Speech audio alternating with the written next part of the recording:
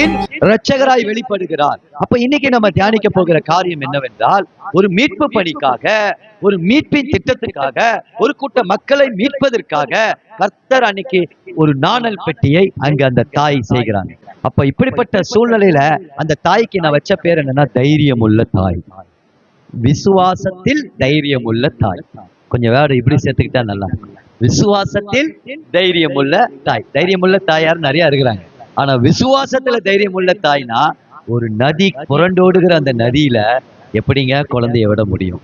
3 மாசம் அந்த பிள்ளைய ஒழித்து வைக்கணும். அதுக்கு நான் சொல்லுவேன், ஒரு நான் பெற்றோர்களுக்கு எனக்கும் சேர்த்து இந்த காரியத்தை நான் சொல்ல விரும்புறேன். எனக்கு கற்றுக் கொடுத்த காரியத்தை, ஒரு குழந்தையை நம்ம 3 விதங்கள்ல பார்க்கணும். ஒண்ணு, கேரிங்.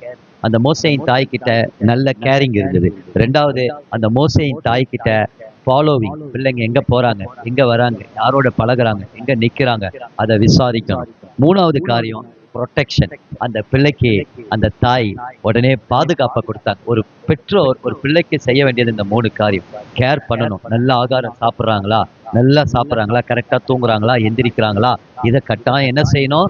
ஏனோ தானு பிள்ளைய பெற்றுட்டு அப்படி தூக்கி அப்படி போட்டு அது பாட்டு தானா வளரணும்லாம் விடக்கூடாது. அந்த ஒரு கருத்து இருக்கணும், கேரிங். 2வது ஃபாலோவிங். 3வது ப்ரொடெக்ஷன். இந்த 3ஐயும் உங்க பிள்ளைகளுக்கு கொடுத்தீங்கன்னா, மோசே மாதிரி ஒரு பெரிய ஊழியக்காரியா உங்க பிள்ளைகள் வரும். ஹல்லேலூயா, ஹல்லேலூயா. அதான் விசுவாசத்துல தைரியம் உள்ள தாய். இந்த